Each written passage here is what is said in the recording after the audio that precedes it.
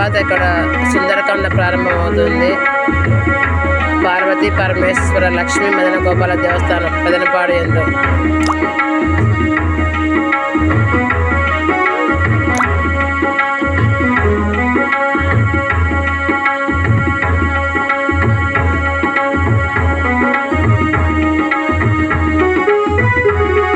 Harmonium చాలా చక్కగా వస్తున్నాడు.